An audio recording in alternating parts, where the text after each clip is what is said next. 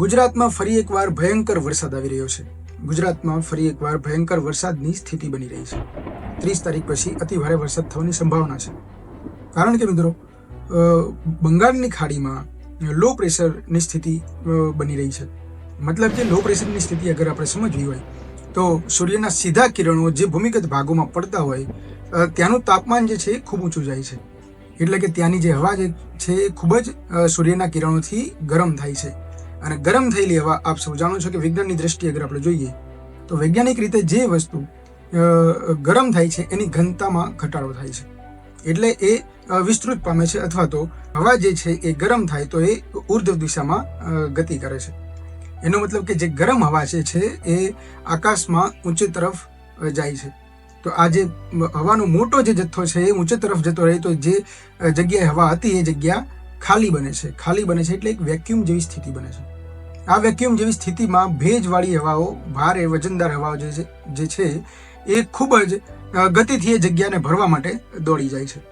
અને ત્યારે દરિયાઈ વિસ્તારમાં વરાળના જે અવશેષો હોય છે, હવામાં જે ભેજના અવશેષો હોય છે, એ વરાળવાળી હવા અને આ જે ગરમ હવા બંને આકાશ તરફ ઉપર જાય ત્યારે કાળા ડિબાંગ વાદળોનું સર્જન થાય છે. અને આ જે વાદળો હોય છે વરસાદના વાદળો હોય છે. હવે આટલો ઘટના બન્યા પછી, આ પ્રક્રિયા પછી એક ટ્રેક બને છે, એક સિસ્ટમ શબ્દ પણ વપરાય છે.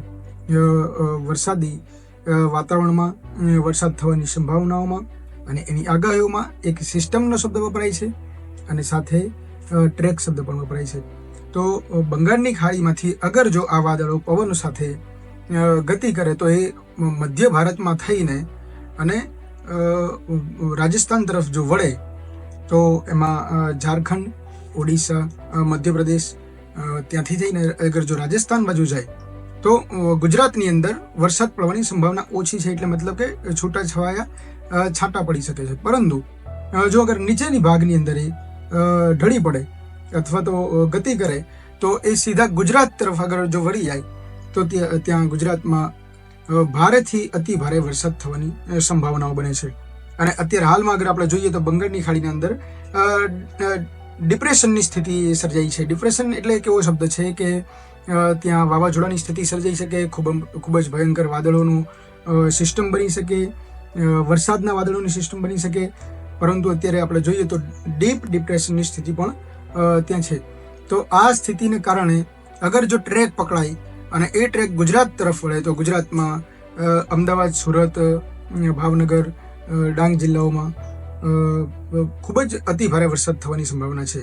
અને અગર જો આ સ્થિતિ બની રહી, આ ટ્રેક બની રહી અને ગુજરાતની નદીઓમાંથી અથવા તો મોટા પ્રમાણનો જે પાણીનો જથ્થો હોય, જેમ કે કચ્છની આજુબાજુમાં જે દરિયો છે એ દરિયાના ભેજના અણુઓ જો આની સાથે ટ્રેક સાથે જોડાઈ જાય તો એક ભયંકર વરસાદની સ્થિતિ બની શકે છે. અને એ ભયંકર વરસાદ ખાબકતા જ ગુજરાત જે છે એ પાણીમાં ગળાડૂબ થઈ શકે છે. તો મિત્રો ટ્રેક જે છે એ રાજસ્થાન તરફ જવાની સંભાવના વધારે છે, પરંતુ સાથે ગુજરાતમાં પણ આવવાની સંભાવના એટલી જ છે. તો જેટલા પણ લોકો વિડીયો જોવે છે વિડીયોને શેર કરે અને દરેક લોકોને એલર્ટ કરે કે જ્યારે પણ કોઈ પણ એલર્ટના સમાચારો આવે ગવર્મેન્ટ તરફથી કે એમને જો અવેરનેસ માટે સમાચારો આપવામાં આવે કે સાવચેતી રાખો, ઘરમાં રહો, પાણીના નિકાલ કરવા માટેની વ્યવસ્થા અત્યારથી બનાવો, ઘરમાં અનાજનો સંગ્રહ રાખો, સાથે અનેકો તારાજી સર્જાવાની પણ સંભાવનાઓ બની શકે છે. તો વીજળી જવાની અથવા તો વીજળી ગુલ થવાની પણ સમસ્યાઓ રહેશે. તો એવા સમયના અંદર આપણે એકબીજાને સાથ આપવાનો હોય છે અને એકબીજાને અવેરનેસ ફેલાવવાનું હોય છે.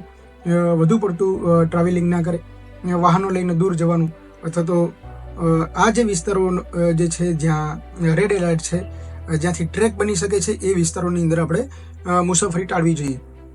નમસ્કાર મિત્રો, હું છું ભાવિન શ્રીસિયા અને આ પ્રકારની સમજ આપવા માટે મારે એક વિડીયો બનાવવો જરૂરી હતો જે આપ સૌ સુધી મેં પહોંચાડ્યો છે. આપને આ વિડીયો અગર ગમે અને જો માહિતી આપને જો જરૂરી અને ઉપયોગી બને તો લોકો સુધી પહોંચાડવા વિનંતી છે. તો મિત્રો એક વરસાદ આપણે ભયંકર જોઈ લીધો છે, જે ગુજરાતની અંદર 4-5 દિવસ સુધી સતત વરસાદ થયો અને સાથે હવે ફરીથી આવો વરસાદ થવાની સંભાવના છે. કારણ કે અગર જો આ પ્રકારની સિસ્ટમ બને છે, અગર ડિપ્રેશનની સ્થિતિ રહી છે, ડિપ્રેશન જે સ્થિતિ જે છે એ સ્થિતિ બંગાળથી ગુજરાત તરફ આવતા ધીમે ધીમે થોડી કમજોર બનતી હોય છે, પરંતુ મધ્ય ભાગોમાંથી પસાર થતી વખતે અગર જો પાણીના મોટા જથ્થામાંથી ભેજના અણુઓ ફરીથી જોડાય અને ફરીથી એક નાનું જે છે લો પ્રેશર જનરેટ થાય ને એ લો પ્રેશર પાછું ફરીથી એની સાથે જોડાઈ જાય તો એ મજબૂત બનતું હોય છે, ધીમું પડવાની જગ્યા વધતું હોય છે. અને ત્યારે ગુજરાત તરફ જો આ ટ્રેક બની જાય અથવા તો રાજસ્થાન તરફ પણ જો ટ્રેક બને તો થોડી ઘણી એની અસર જે છે એ ગુજરાતમાં થવાની સંભાવના રહી છે.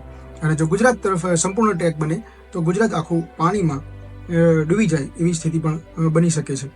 આ સાથે મિત્રો વરસાદને લઈને જેટલા પણ સમાચારો હશે, જેટલી પણ અપડેટ્સ હશે, હું તમને આ ચેનલ પર અથવા તો તમે સોશિયલ મીડિયામાં બીજા કોઈ પ્લેટફોર્મ પર વિડીયો જોવો છો ત્યાં હું તમને આપતો રહીશ. એટલા માટે દરેક લોકોને વિડીયો શેર કરો અને સાથે પેજ હોય તો ફોલો કરો અને ચેનલ હોય તો એને સબસ્ક્રાઈબ કરો. વધુ સંશોધન અને વધુ જે માહિતી અમને મળશે તમને અપડેટ જરૂરથી પહોંચાડીશું, સૌથી પહેલાં અને સૌથી ઝડપી.